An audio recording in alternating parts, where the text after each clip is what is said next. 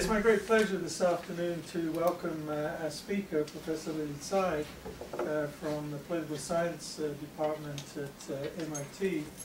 Lily seems to be just leaving. I just realized I my talk. I'm like, wait, where am I I'm short? You just reminded me I'm of not giving a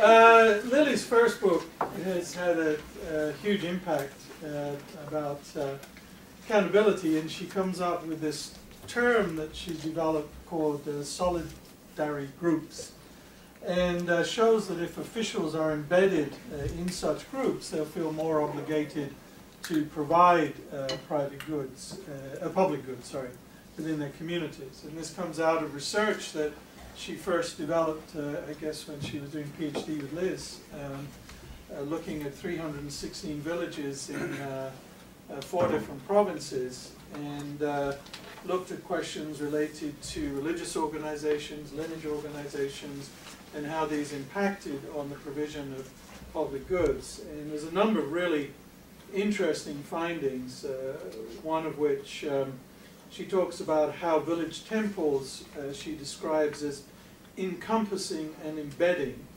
whereas where there are churches, she talks about them being encompassing but not embedding, even more so as local officials, of course, are not in theory meant to be members of the churches.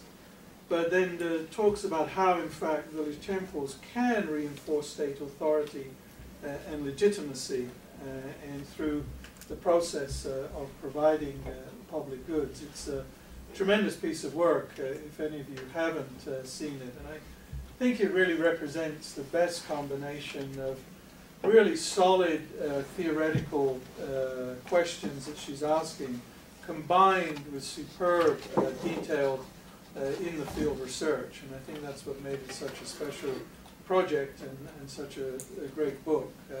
But Lily's actually going to talk to us about some new research today, so please. Although now, after that introduction, I'm kind of wishing that I was talking about the book. Well, you know, I should say my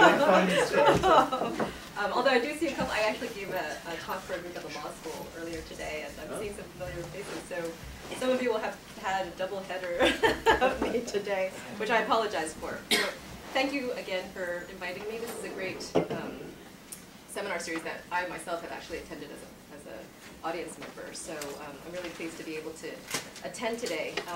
As Tony was saying, I'm presenting some very preliminary findings from a project I'm currently working on. So the objective of this project, in its most broadest conception, is to identify the conditions under which people in non-democratic systems, like China, are more or less likely to comply with state demands. So in this case, again, when I say very preliminary findings, I really mean preliminary. Most of what I'm going to say today is based on 3 or 4 weeks of explorations into analyzing a mountain of qualitative and quantitative data that I've gathered over the last 2 or 3 years. Which means that I'm really interested in people's ideas and reactions to what I say, but also that everything I say today is a little bit subject to change. So bearing that in mind, citizen compliance in non-democratic systems, why should we care? Well, whether or not,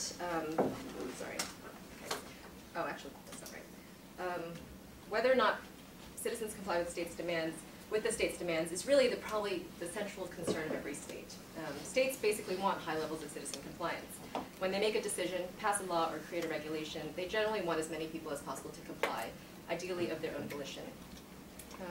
So explaining citizen compliance in non-democratic systems, I think, is interesting because first, there can be a lot of variation, even in a non-democratic system like China. So even non-democratic systems are not uniformly repressive authoritarian states.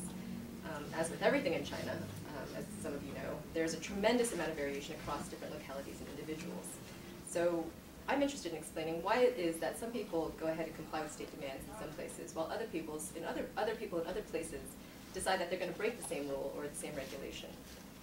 So second, I think noncompliance is also important because, of course, it can also indicate lower levels of citizen support for the state, or lower levels of state legitimacy. And noncompliance, now that's sort of a point of discussion that I want to talk a little bit more about, but whether or not it correlates with long-term stability and legitimacy, high levels of noncompliance in any case can be very expensive for the daily operation of the state, something that they have to work on all the time. and spend resources to lower. So why citizens comply, or under what conditions they're more or less likely to comply, is probably the central question that political authorities, especially in non-democratic systems, want to answer. In the same way that voting is seen and studied by political scientists as the most central political behavior of citizens in democratic systems, I want to argue that compliance or non-compliance can hold the same central position in non-democratic systems. In fact, one of the things I want to argue today is that non-compliance can provide important information for the state in the sense of constituting feedback for revising and refining the state's existing policies and regulations. So instead of looking at non-compliance as resistance, which of course James Scott has famously looked at, I'd like to suggest that it might be also useful to look at non-compliance as participation or engagement.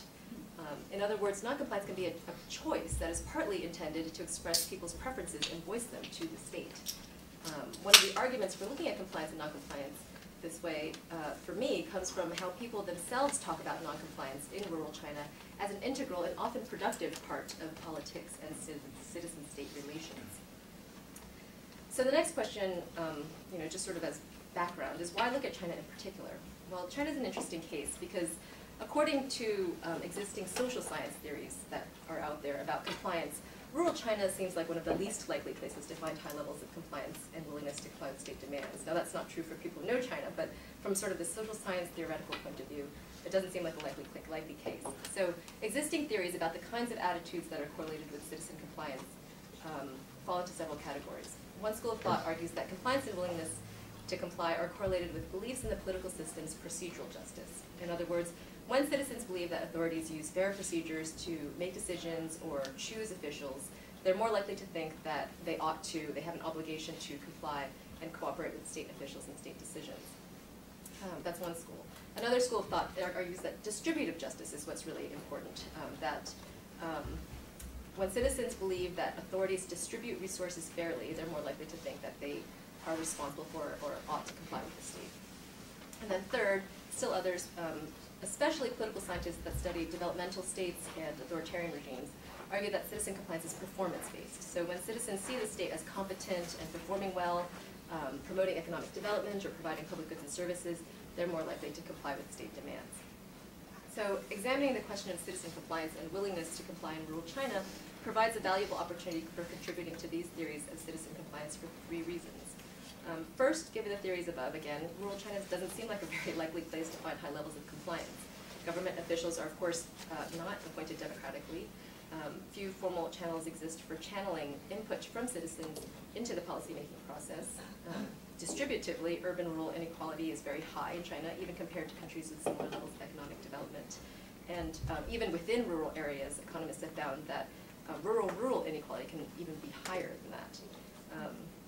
Of course, local governments throughout rural China are infamous for problems with corruption, fiscal mismanagement, and poor public goods provision. So, it doesn't seem very auspicious. However, there is a great deal of variation across different localities in rural China along these dimensions, which is another reason why rural China provides an ideal opportunity for examining theories of compliance. Decentralization and the implementation of local political reforms has generated enormous variation in local political institutions. Economic development and inequality vary dramatically across localities, as do governmental performance and perceptions of performance. So all the variables that these social science theories identify as important for compliance vary a great deal in China.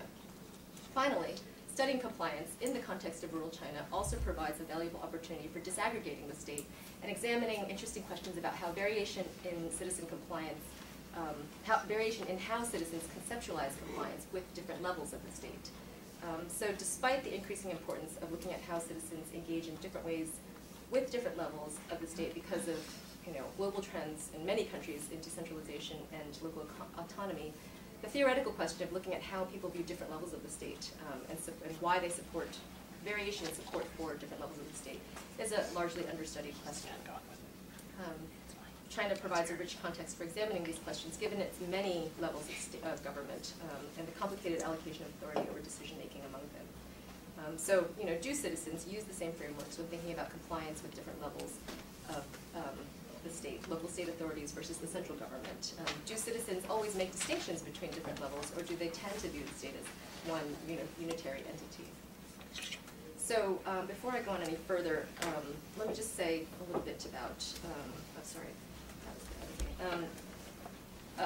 what I'm going to talk about for the rest of my time. How much time do I have to move? Well, we need to finish at about 5:30, so if you want to allow some time for discussion, if you want to put maybe another 25 minutes. Okay. So, so I'm going to say a little bit about the sort of general objectives. I'm going to talk about the data that these preliminary findings are drawn from, and then give you sort of a flavor of what I've found so far in the last month or so. So the project's objectives. I'm interested in examining the attitudes and beliefs that are correlated with citizen compliance and willingness to comply in non-democratic systems. So that's one objective. My intention for this part of the project is not so much to establish a causal relationship between different attitudes, but to identify the kinds of expectations and beliefs that citizens take into account or thinking about when they're deciding whether or not to comply. So what kinds of beliefs about the state are important when someone is deciding whether or not to comply? How do people view compliance or non-compliance itself? That's one objective. The second objective in this project, which I won't talk about so much today, is to identify both individual level factors and community level factors that affect levels of compliance and willingness to comply. So compliance and willingness to comply, individual compliance is likely to be determined by an interaction between individual level factors and local political and social factors. So with both individual level and village level data, I'm hoping to evaluate how factors at these two different levels might interact to affect individual compliance.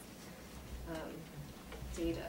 Okay, so the data that I'm looking at is 18 months of preliminary qualitative research and survey pretesting that I did, which involved interviews with hundreds of villagers and local officials. That was followed by an individual and village level survey from a nationally representative sample of 2,000 households in 100 villages collected in 2008.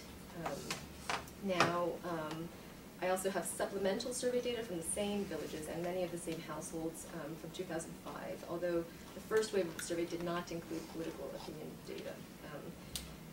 And then the survey was followed by a second stage of qualitative research, which involved in-depth repeated interviews with 20 individuals randomly sampled in 2 village field sites, one in Hebei and one in Fujian. So one in northern Chinese province and one in the southern Chinese province.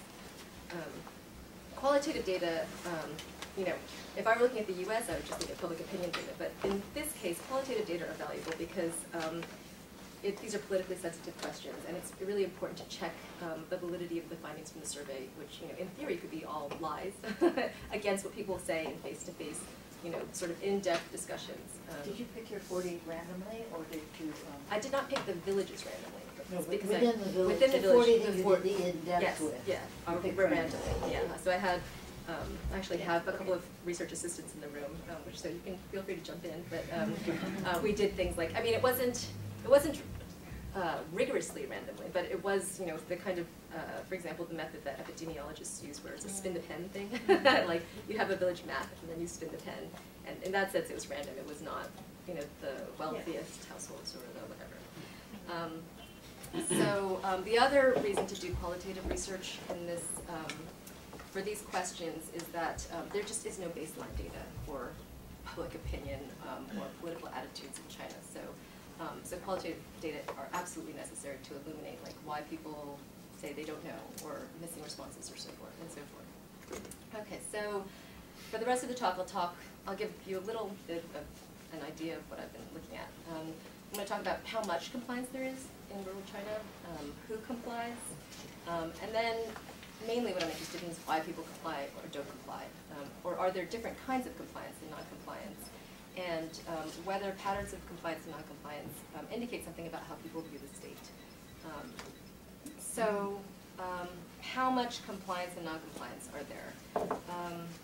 Okay, yes, these are some of the questions we asked.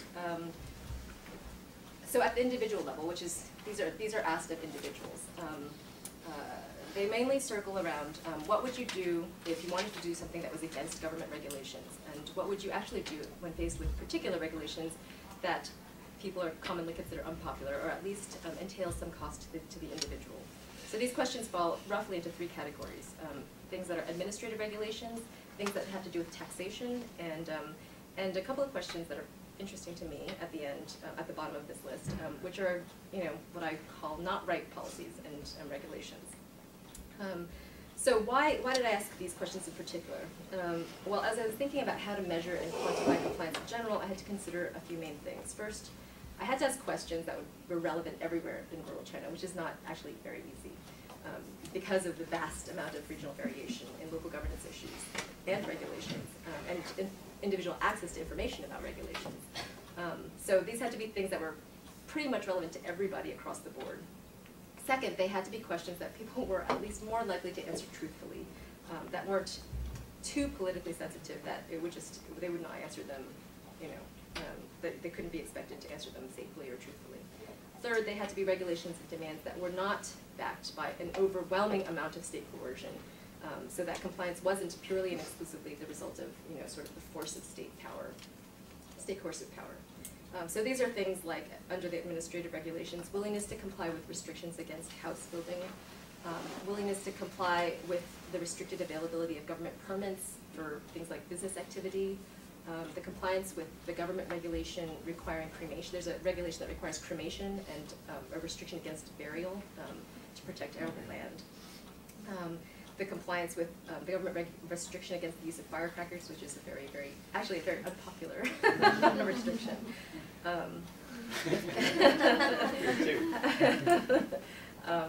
Taxation. Now, I will say that rural taxation was formally abolished in 2006. So this is sort of hypothetical willingness to comply. The way that this question was asked is, if it were reinstated, would you be willing to comply? So, willingness to pay agricultural taxes that are mandated by the central government, willingness to pay local taxes and fees that were set by township and village governments, and willingness to contribute, so this is sort of a more informal kind of taxation, willingness to contribute to a township-mandated quote-unquote vanity public project. So the way the question was phrased was, if the township mandated a public project that was of no benefit to the villagers, would you contribute to it? And then finally, I asked two questions that focused on compliance with rules and regulations that people personally disagreed with. So one, if village officials made a decision that you thought was not right, would you always follow it most of the time, follow some of the time, or definitely not follow? And two, if the central government made a decision that you thought was not right, would you always follow it, and so forth? So these questions were particularly interesting to me because one of my original motivations for the project was assessing state legitimacy, which is a very slippery thing, which I'm not going to talk about really in this talk, but that was one of the things I was interested in. And it seemed to me that a really legitimate state ought to be able to elicit compliance, even on decisions that people may individually disagree with. Relatedly, I was also interested in whether people in rural China support what we would call rule of law. So part of rule of law is the willingness to obey laws and regulations, even if one disagrees with whether that particular regulation is, the right thing to do. One obeys because it is the law, not because it happens to coincide with my personal beliefs or to benefit me personally. Now, in addition to these things, I'll come back to this, but I just want to say very quickly that there are a bunch of measures of compliance that I haven't started looking at because they require manipulating the data to get these measures. But I also do have individual reports as well as village level measures of village level birth control noncompliance. So I was, so I did not ask individuals have you violated the birth control policy? But I did ask things like how many people or have there been violations in your village over the last 5 years. I can also infer individual level birth control noncompliance because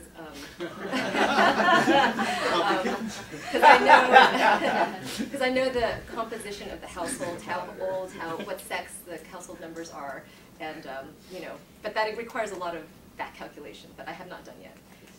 I also have reports of village level land noncompliance with land regulations, housing regulations, and tax. So previous tax noncompliance before before rural taxation was abolished. So going back to the questions that I have looked at.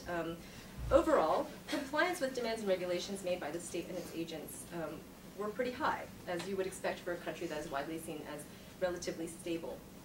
About 75% sort of across the board of people report that they would comply with regulations even when they're relatively unpopular ones. They go against self-interests, they entail some costs, they go against personal values. But it's interesting to see that there's also a considerable amount of self-reported noncompliance too.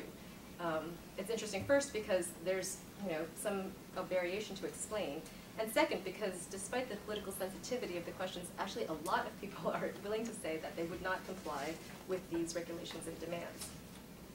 So a full quarter of the survey's respondents say that they would not always comply or not necessarily comply right off the bat with regulations that go against their self-interest or things that they want to do that the government restricts them from doing.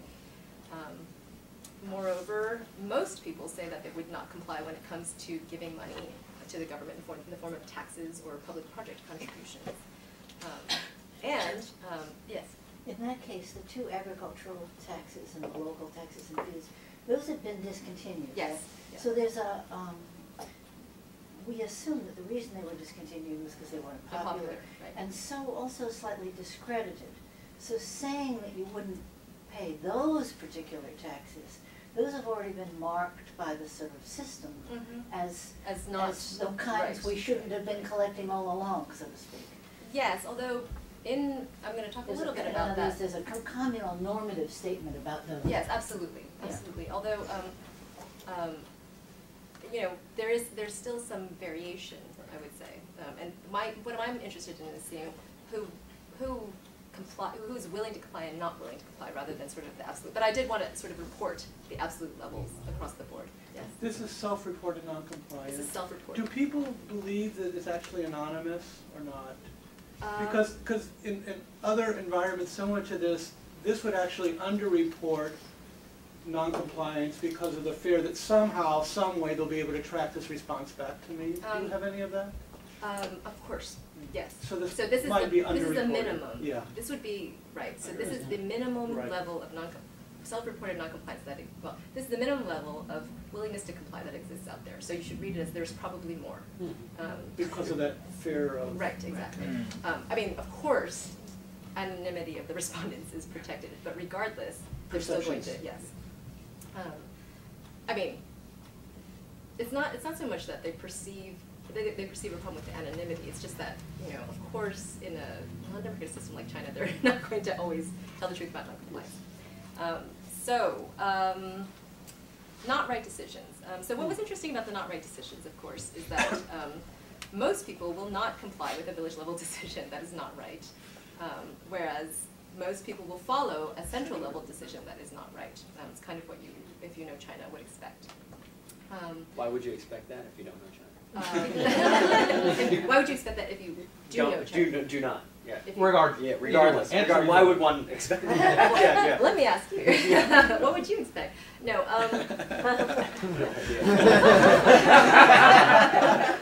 Local officials.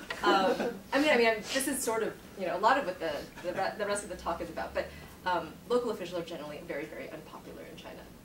That the central government does a lot of things to make local governments the scapegoat for unpopular policies and regulations. So it's okay to stick it to them. Yeah. Okay, so sort of the summary statistics. Now I looked also at demographic differences across different demographic groups. So men and women, not a whole lot of difference actually. There was a little bit of difference in that men were less likely than women to comply with the local government, whereas women were less likely than men to comply with the central government. But the difference is pretty small. So that's one thing I'm going to throw out there. And I don't have an explanation for that off the bat, off the top of my. I mean, I do, but I haven't looked into it. Age differences, as I think that most people would guess, the older people are more likely than younger people to comply with all sorts of demands and regulations. Education, less educated people are more likely to comply. Income differences. Now, I haven't looked, obviously it's really hard to measure income, but the one thing that I did do was compare agricultural households to non-agricultural households, and generally non-agricultural households are wealthier. Very little difference, actually, in compliance between agricultural and non-agricultural, which I was actually surprised by. I also looked at people with residence permits in the village versus people that don't have them, which means that these are permanent residents, usually permanent residents versus migrants. And there is, because there's a lot of rural migration, there are migrants to villages from other villages. Not a lot of difference either. Migrants were slightly more likely to follow central government and village level not right decisions, maybe because they're more afraid of saying that they don't, or because they're just less protected in general. I mean, less safe than in general. But not a lot of difference either.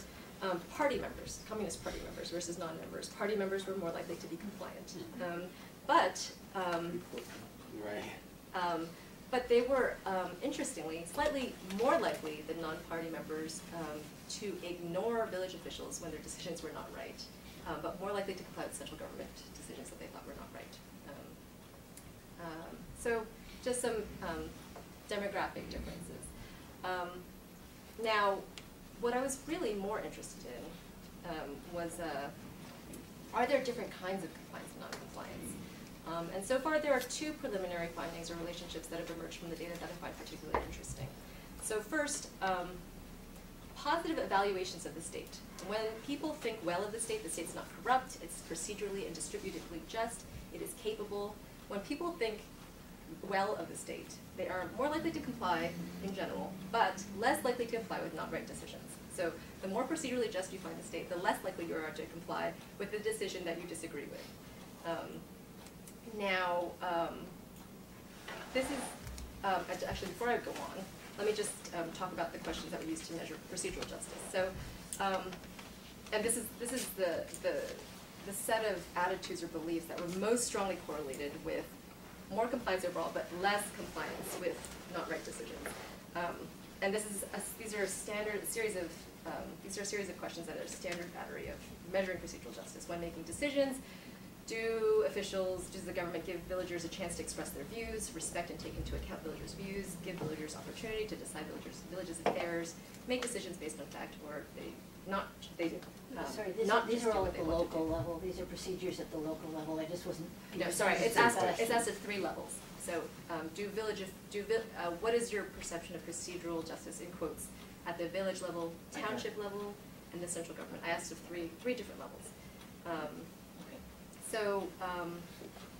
People didn't actually seem to care that much about distributive justice and government performance, at least in this first pass at the data. So they really, but there was a robust and strong correlation between these perceptions, positive perceptions of quote-unquote procedural justice and compliance sort of in general, but non-compliance with not right decisions.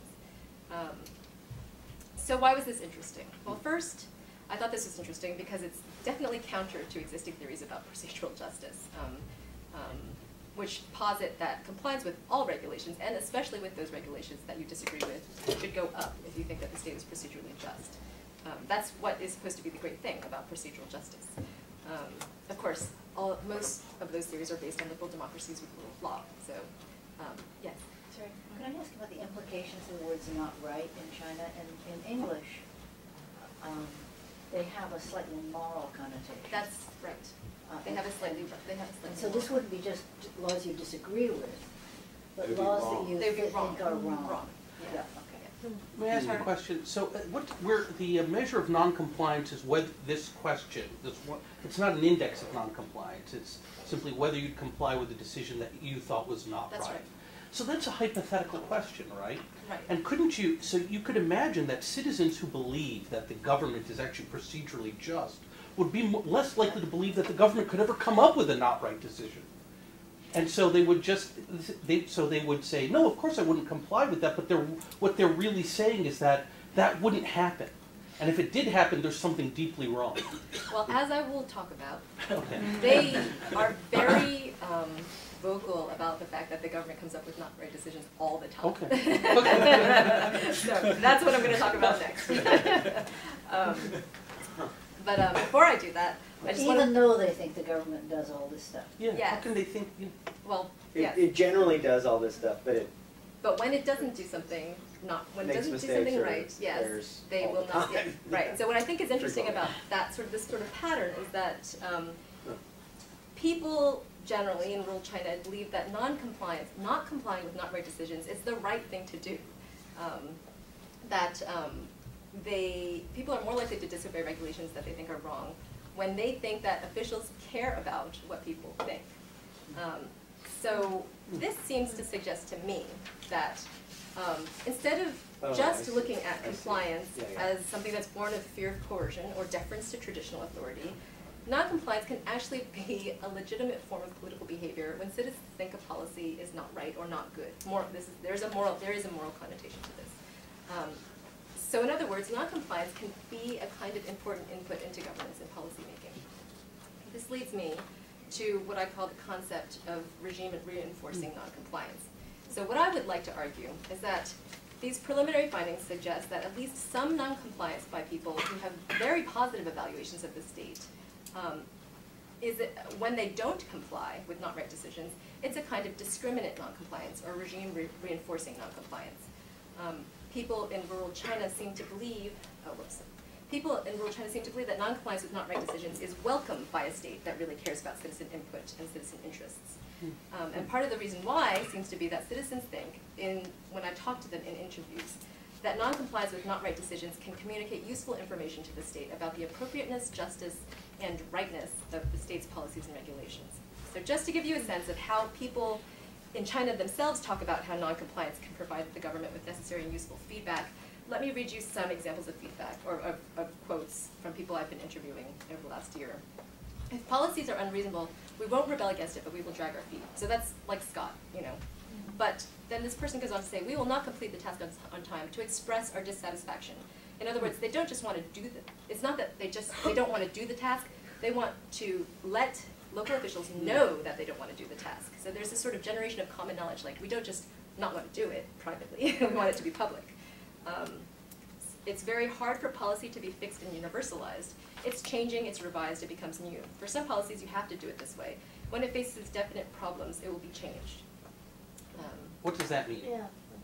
I don't understand that at all. It's a trial and error principle. I think. Are you saying that basically when it faces definite problems, meaning in the form of noncompliance, then that Yes. creates a feedback that changes. What part of it don't you understand? That the state is responsible. Who is non-complying Who is, yeah. in that second one? Who is not complying? Is the speaker not compliant? Who's saying this? The villager is just talking about policy in general, and Policy analysis. the it is policy. So the policy is changing, the policy is revised, it becomes new. For some policies, the government, has to do it this way. When the policy faces definite problems. The definite problems being non-compliance. Yeah. Yes. Yeah. Oh, I see. Sorry. I need to add more of those bracket things. Policies are alive and flexible. If there's no time for the government to change the policy, then you should do things according to the previous policy.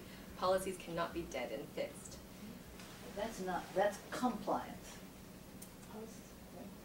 No, this is more just You should people do talking about how policies are. They, when they say that they can't be dead and fixed, it means that you can't just set a policy and expect people to comply with it and not change it when there's non-compliance.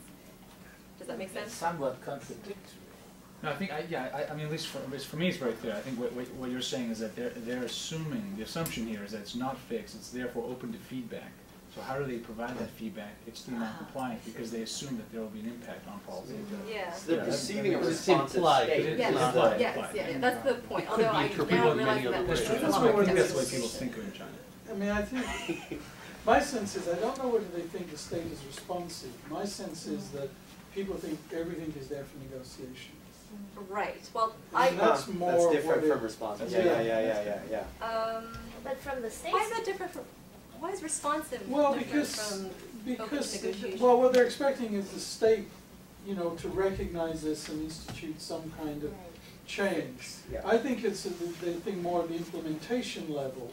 You don't have to take it as fixed, and you can cut different deals, which might be with the state, or it might be with other partners, or it might be just the non-compliance, it might be cutting deals in different Okay, ways. that might be true of this third quote, but I think Yeah, for the that's what I'm second quote, thinking. yeah, but I think No, for I the think the second third one. quote, that person is trying to make a case that, That it will that change. would be No, I'm revised, yeah. sorry, I'm only talking oh yeah, about yeah, the yeah, third right, quote. okay. I mean, So that's the third quote. aren't you suggesting that this non-compliance is a great source of information, whether it's the state? Well, I'm looking suggesting at that it, or is that people what you're- view it that way.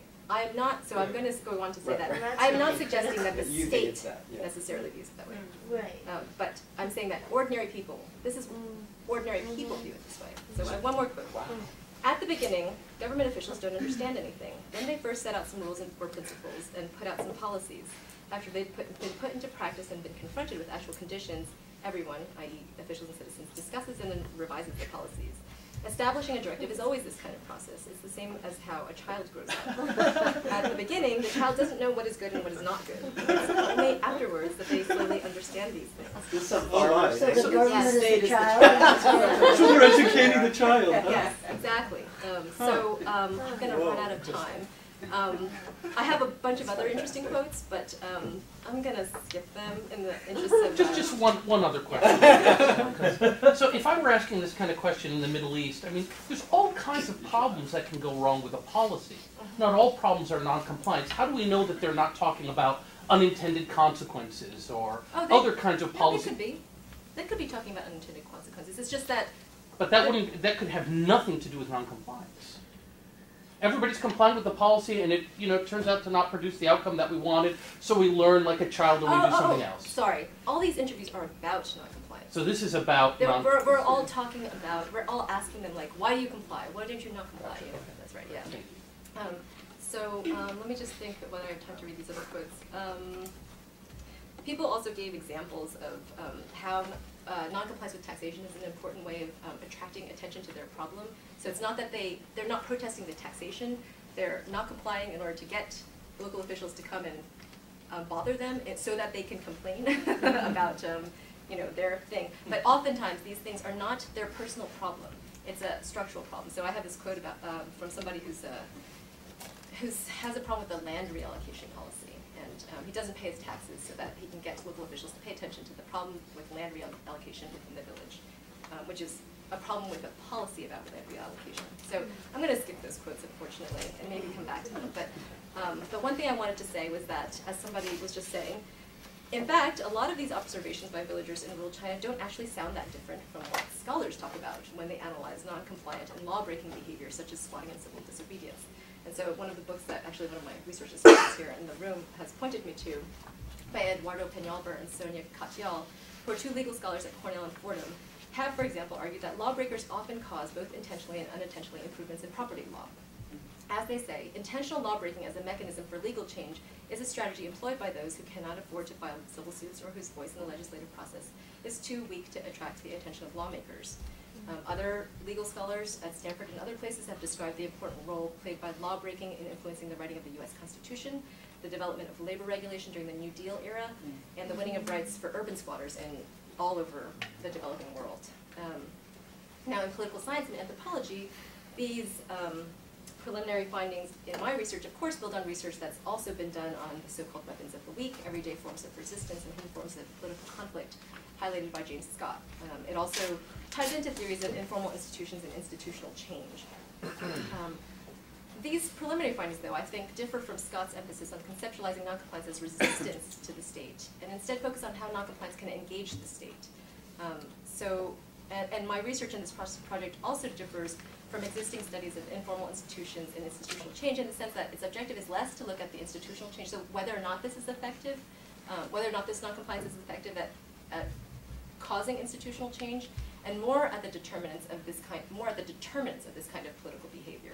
So the conditions under which individuals may make the political decision of complying or not complying. So treating it as a kind of political behavior and public opinion. So instead of everyday forms of resistance, I'd like to suggest that it might be more like everyday forms of participation in these kinds of contexts. It still involves conflict, of course, but it's more in the form of, what Tony was saying, a process of negotiation and interaction toward the common end of improving and revising government policies and regulations. So from the perspective of ordinary people in a non-democratic system, this kind of regime reinforcing non-compliance can make a lot of sense as a form of participating in politics and policymaking. It's relatively low risk, relatively anonymous, at least to the national government, the policymakers. And yet, if a lot of people engage in the non-compliant behavior, it has a definite and unignorable effect. In this sense, it's almost like secret ballot in a referendum vote, I'd like to sort of hypothesize, except that in this case, people are voting through what they do rather than on a piece of paper. And in some ways, it's even better than voting on paper, since non-compliance often also entails engaging in the behavior that you think is right and appropriate given the circumstances. So in other words, it shows the state what a better policy or regulation might look like. On the other hand, as I said, this non-compliance is not always meant to be anonymous. Sometimes it's meant to attract attention from higher levels. I have some quotes, but okay. So as one villager said about so we asked the local villager, how should local governments react to widespread non-compliance with regulations against constructing new houses? So the local government doesn't want people to build new houses. Lots of people are building new houses anyway. The villager says, I still think they ought to come down and investigate minting, which is, I guess, a term that could mean two different things. One is the concrete living conditions of people, but two, also the wishes of ordinary people, their preferences. So anyway, he goes on to say, if they come down and it is really the way we are saying, then they should grant us permission to engage in the non-compliant behavior. In fact, if officials tried to force people to comply with the regulation and punish non-compliers, that is actually enforce the letter of the law, she says that in that case, we will report government officials to demolish houses that were illegally built if the villagers did not have enough space to live. So this villager is saying she's going to report those officials who are enforcing the law to higher levels because this is not right. There's some natural law. Yeah, right. So, of course, as legal scholars who are looking at this have acknowledged the quality of this information, I think, as I'm sure some of you are thinking about, is actually, the quality of the information that is conveyed to the state is, of course, somewhat undermined by the self-interested nature of this non-compliant behavior, right? They're doing it because it's in their interests. And so it's hard to know, because of that, exactly how much or whether this person really values a change in the regulation or policy. But legal scholars looking at squatting behavior, for example, argue that holding the gains from non-compliance equal, people probably prefer not to violate a law or a regulation. Non-compliance is relatively costly in the sense of it's easier to comply. It's less costly to comply than it is to non-comply. So when large numbers persistently, repeatedly engage in non-compliance and law breaking, they're likely to be acting in response to fairly powerful objections or incentives. So when we're talking about legal house construction in that field, it's like, we asked, do a lot of people build houses illegally? And another person said, not many, only those who don't have enough space, who really don't have enough space for their family to live, will, what they said was work hard to build illegally. Like, it's a lot of work to not comply, to build illegally.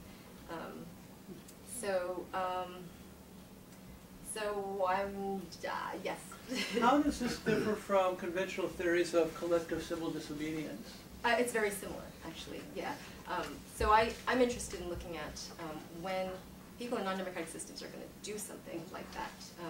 Now, collective civil disobedience is a little bit different because it's almost always, it's very seldom sort of material self-interest. This isn't collective, right? And it's not collective. Well, it depends what you mean by collective. It's not concerted. It's not conscious. It's not coordinated, yeah. That's how I mean collective. I don't mean organized and concerted, but it's a lot of people doing A lot of it. people do it. So I'm using collective not in the strict sense, but in a civil disobedience, I think, is more, it's more purely, there's a spectrum, and it's more purely expressive, like a... No, it's always against some moral wrong, Right. Something, Okay. bad policy. I mean, the problem with a lot of this morally behavior wrong. that I'm talking about, there is an element that is a purely economic self-interest cost-benefit calculation. But I'd like to argue that that's not just all there is to it. I'm really running out of time, so let me just fly through the rest of the stuff that I wanted to talk about.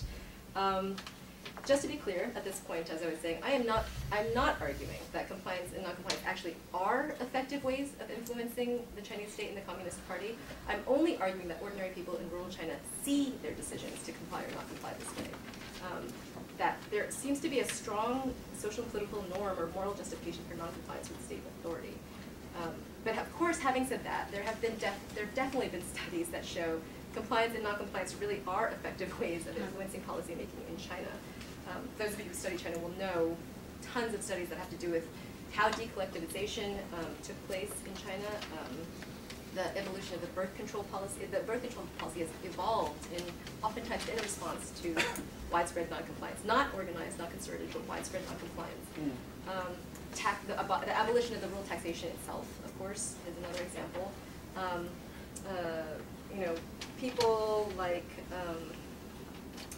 Kelly Tsai have talked about reform in property rights and credit regulations. Sebastian Haumann has talked about local policy experimentation is often built on temporarily or conditionally legitimized local noncompliance with national regulations. I just also want to point out, this is interesting because when James Scott talks about noncompliance that is resistance, he argues that it's very rare and totally undesirable for states to publicize the insubordination behind everyday resistance. He says that to do so would be to admit that their policy is unpopular and above all, expose the tenuousness of their authority in the countryside. But what's interesting in the case of rural China is that noncompliance and unpopular policies are often publicized by the state or with the state's implicit permission, which suggests that the state itself does not necessarily view noncompliance as resistance to state authority. You know, for me, from my research along this sort of line of thinking, for Shaman, for the illegal house building issue with this field site that I've been talking about, what's interesting here is that local municipal regulations are extremely explicit that even houses that are built illegally are required to be compensated when land is expropriated. So, you know, the local policy makers respond to this noncompliance by basically legitimizing it. I have another example about birth control, which I'm not going to talk about, but if people are interested, I can talk about it.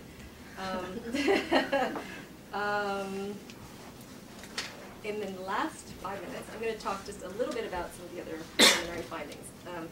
What is really another really interesting thing to me that I'm not going to go into much detail about is that better implemented village elections, which is a highly, widely touted democratic reform in China. So I looked at how well these elections are implemented. Whether they're procedures. Are they free and fair? Are they anonymous? Is there public vote counting? Sort of the nitty-gritty of it. So I didn't ask people, do you think they're democratic? I looked at how well implemented they are.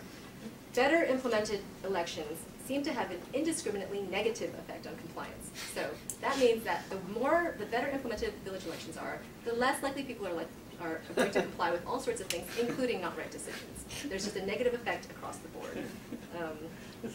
Yeah. So how might we explain this? Any explanation to that? Yes. It's the same as the other finding about procedural justice, right? Well, I The have a better it is procedurally, or the better you think it is procedurally. The more no, it's a little bit No, different. no. Yeah, because the procedural justice is it increases compliance with most things. It just decreases compliance with not right decisions. Not right.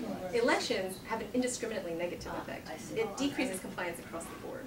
So I have a bunch of theories that we can talk about, but I'm just going to talk about the thing that I think is right, although this is based only on qualitative anecdotal evidence. There are a number of things, and I sort of looked at whether the statistical analysis is consistent with that, and I sort of rejected them.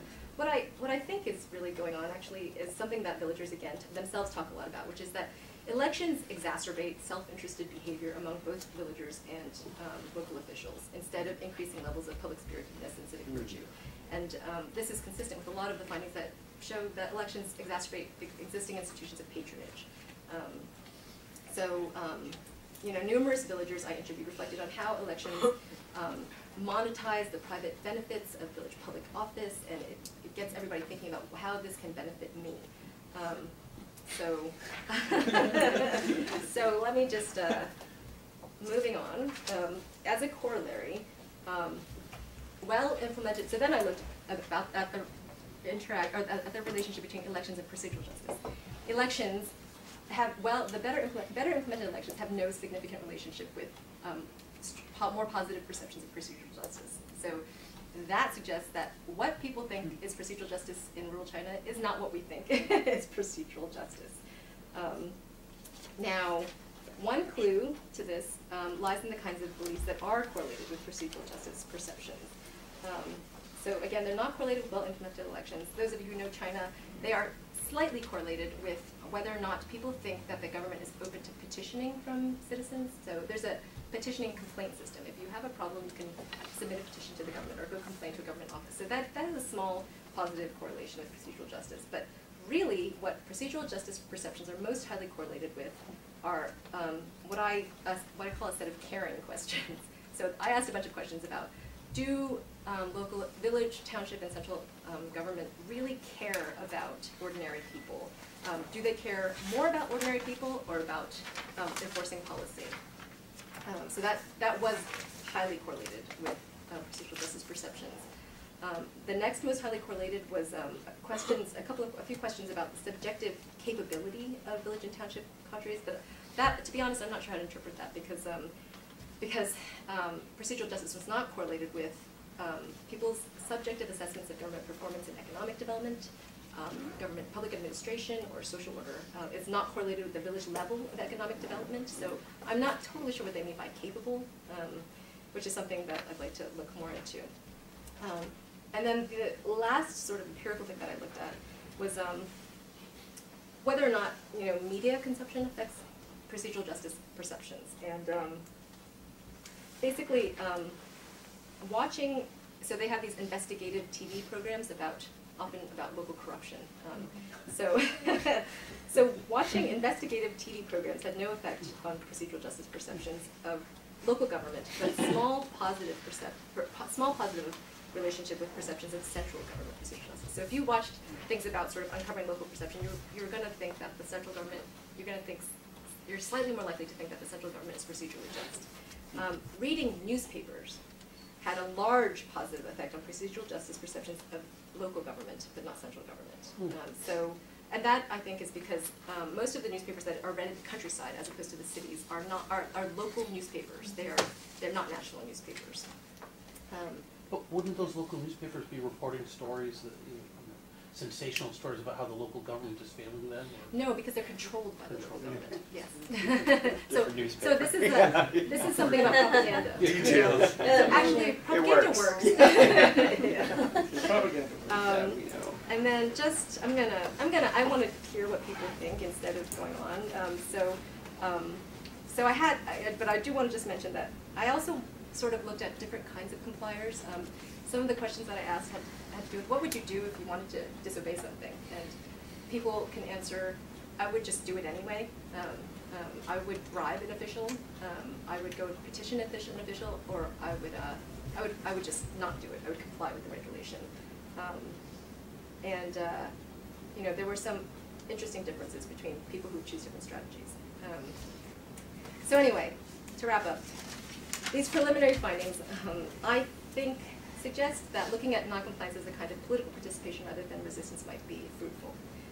Instead of noncompliance indicating an oppositional relationship between state and society, or a relationship that is the state versus society, I think noncompliance can be a part of an interactive process of negotiation between ordinary people and the state, a process that both individuals in rural China and local officials or state officials see as iterative.